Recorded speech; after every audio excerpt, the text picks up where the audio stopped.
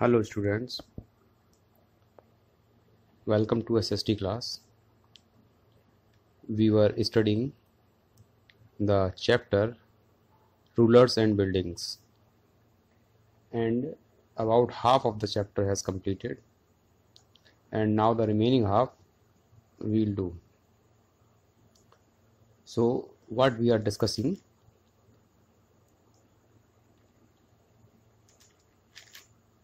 was about the buildings that were built by different rulers of Delhi Sultanate and Mughal dynasty. There are many buildings which were made,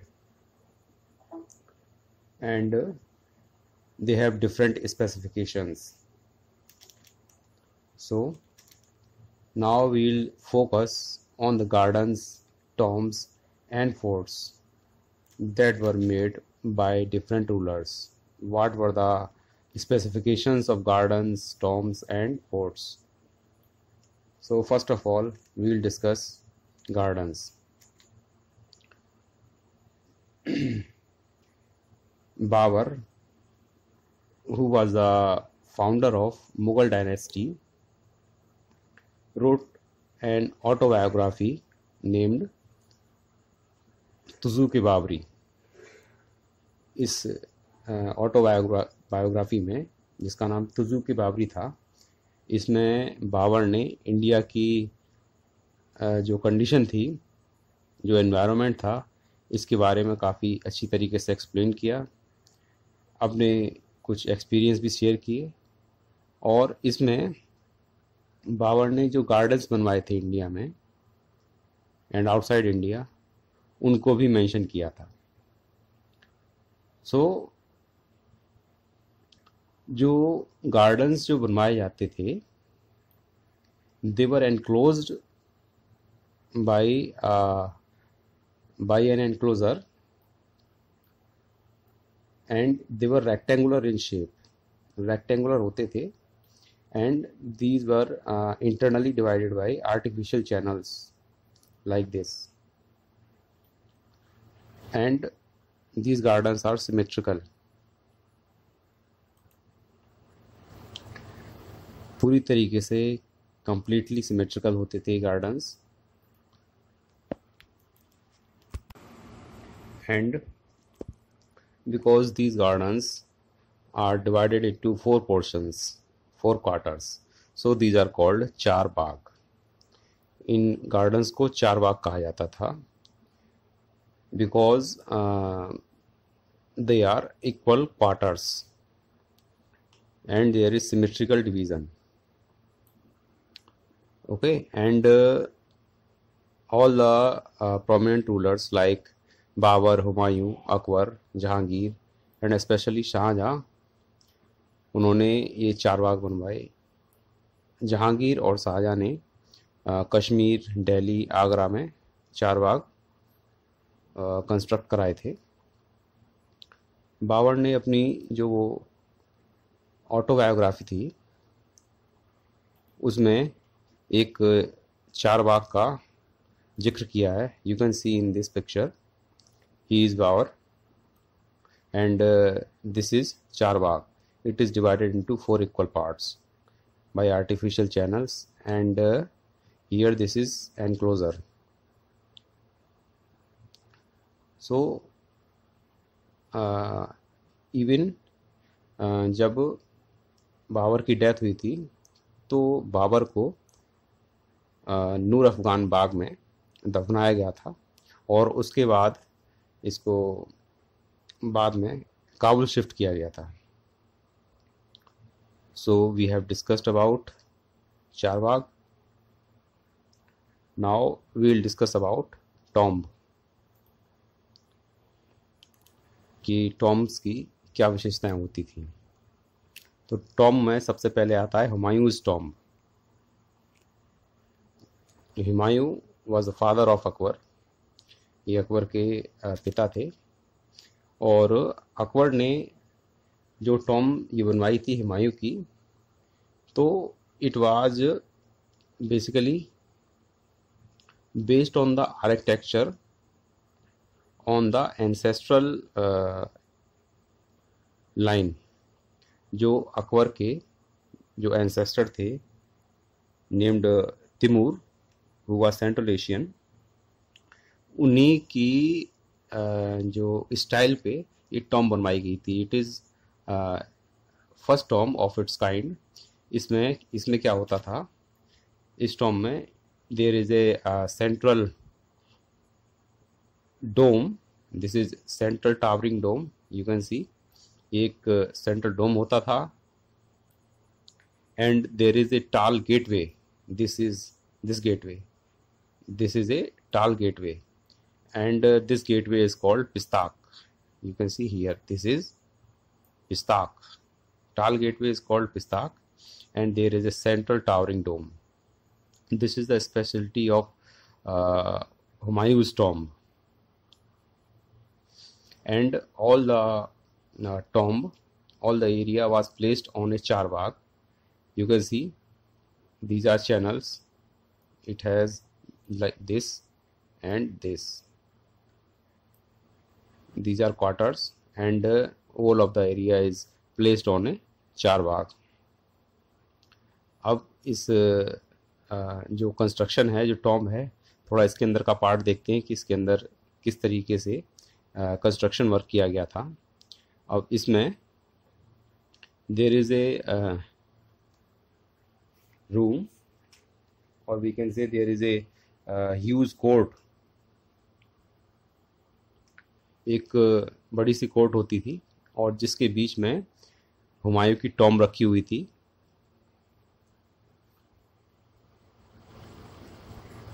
and this is built in the tradition known as 8 paradises और हस्तविहस्ती। तो ये जो हस्तविहस्त था, ये एक central जो hall था, it is surrounded by 8 rooms थे डिफरेंट डायरेक्शन में, और इसके बीच में जो हुमायूं को रखा गया था, and it is like this is surrounded by 8 rooms, and this is called Hasht Bihisht और 8 पैराडाइसेस।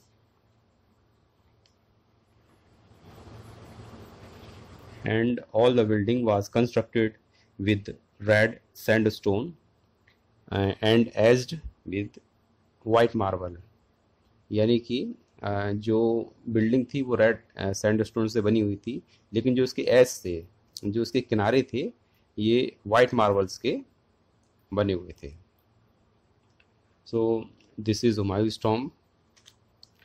नाउ we'll see कि जो शाहजहाँ थे, इन्होंने दिल्ली में और आगरा में ऑडियंस हॉल्स ये बनवाए थे, विच वर कॉल्ड दीवाने आम और दीवाने खास। They were carefully planned and they were placed within a large courtyard. These courts were also described as चील सुतून और 40 पिलर हॉल। इसको चील सुतून कहा जाता था, इस कोर्ट को जहाँ पे बनाए गए थे। चील सुतून और 40 पिलर्ड हॉल, यानी उसमें 40 पिलर्स होते थे, इस वजह से इसको 40 पिलर्ड हॉल कहा जाता था, और चील सुतून भी कहा जाता था। सो नाउ वील सी स्पेशल आर्किटेक्चर स्टाइल नेम्ड पित्रादुरा। सो पित्रादुरा बेसिकली क्या होता था? Colored hard stones placed in depressions carved into marble or sandstone created beautiful ornate pattern. This is called Pitradura। यानी you can see जो सैंडस्टोन या marbles के बीच में जो coloured stones होते थे, इनको इसमें डिप्रेशंस में डाल दिया जाता था, और फिर इसकी काफ़ी अच्छी तरीके से घिसाई होती थी। तो इस तरीके से जो कलरफुल जो स्ट्रक्चर बनता था, this is called pietra dura. Pietra dura is a term for using cut and fitted highly polished colored stones to create images. इसमें highly attractive images बनाई जाती थी. You can see in this picture. This is a scene of the Red Fort of Delhi, in which the throne of Shahjahan, in front of this was placed throne of Shahjahan, and उसके पीछे ये एक तरीके से painting type में बनी हुई थी. And this is Orpheus painting. Orpheus was a Greek god. He is playing the lute. तो इस तरीके से ये दिल्ली के रेड फोर्ट में दीवाने खास में ये पित्रादुरा की स्टाइल थी. And pietra dura was started by Shahjahan. ये स्टाइल्स शाहजहां के टाइम पे स्टार्ट की गई थी.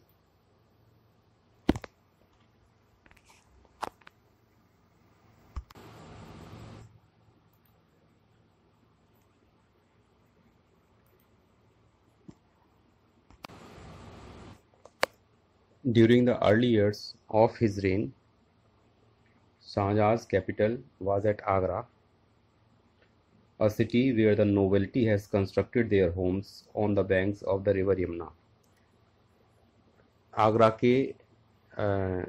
आगरा में जो यमुना रिवर है उसके बैंक्स पे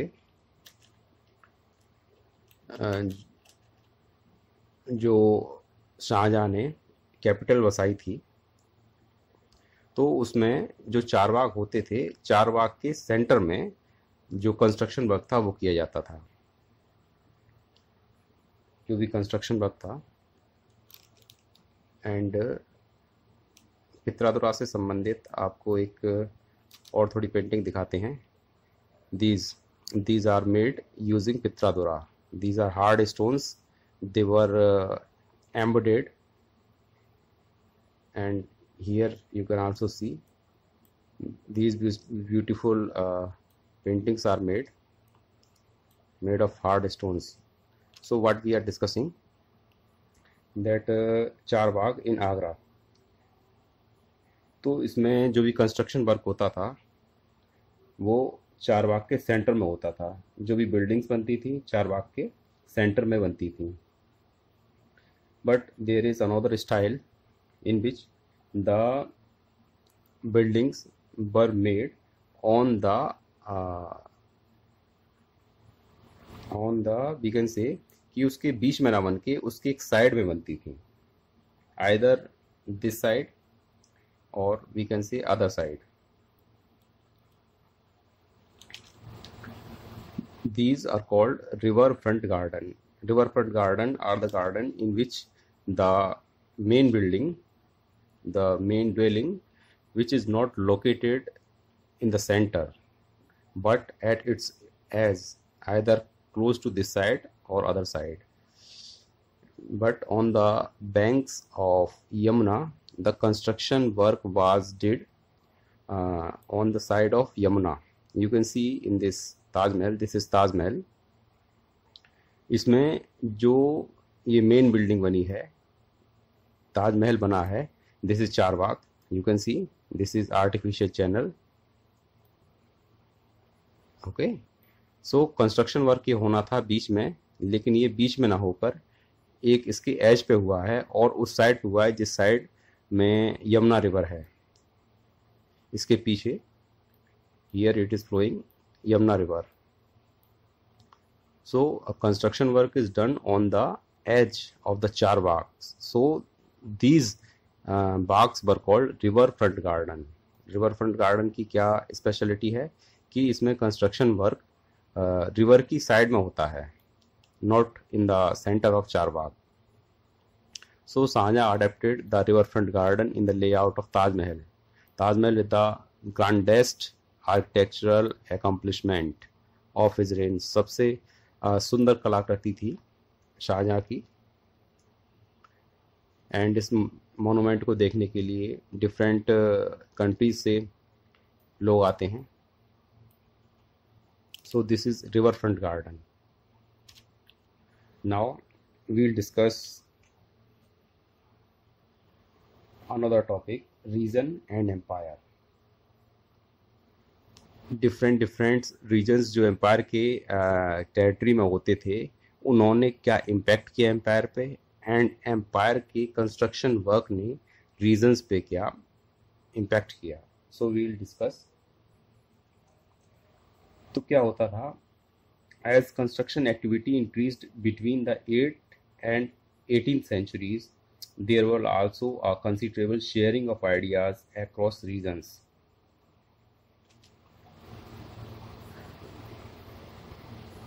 जो भी डिफरेंट रीजन्स होते थे, उनमें जो कंस्ट्रक्शन एक्टिविटी होती थी, it was affected by one another. एक एरिया के जो भी ट्रेडिशंस थे वो दूसरे एरिया के द्वारा अडॉप्ट किए जाते थे, और दूसरे एरिया के एक एरिया के द्वारा. For example we can say in Vijayanagar empire the elephant stable of the rulers were strongly influenced by the style of architecture found in the adjoining sultanates of Bijapur and Golconda. जो कि विजयनगर एम्पायर थी, जो कि mainly south India में थी, उसमें जो construction work किए गए थे वो आसपास के जो डेक्कन सल्तनत थी उससे इफेक्टेड थी. And in this diagram you can also see this is a हट. एक तरीके की एक झोंपड़ी है वेस्ट बंगाल में, और इसकी जो स्टाइल है, जो यहाँ के एक रूलर थे, उनको स्टाइल बहुत अच्छी लगी, और जब इन्होंने अपना ये फोर्ट बनवाया तो इसको इसी स्टाइल में ही इन्होंने बनवाया. So the construction activity was affected by the region and the empire adjoining that particular area. And now we'll discuss a different architectural style named Gothic architecture style. From the 20th century, we can say कि जो 12वीं शताब्दी है, 12th century है, उसमें जो भी architecture style थी चर्चों को बनाने की, जो आर्किटेक्चर स्टाइल थी उसमें काफ़ी बदलाव आए. और इन चेंजेस में देर आर पॉइंटेड आर्चेज. जो भी आर्चेज ये बनती थी, यू कैन सी ये जो आर्च बन रही है ये एक तरीके से पॉइंटेड होती थी, pointed arches, and often painted with scenes drawn from the Bible. Bible में जो सीन दिए गए हैं उन्हीं के तरीके से ड्रॉन की गई थी. एंड और जो भी इसकी विंडोज जो होती थी, इनमें जो शीशे लगे होते थे, they are painted. So this style is called Gothic architecture style. And one of the best known example of this architecture style is the church of Notre Dame. Paris में एक चर्च है, Notre Dame church. It is a best example of Gothic architecture style. So this is all about the chapter that we have discussed, and now on the next turn we'll do the exercise of this chapter. So have a nice day. Thanks.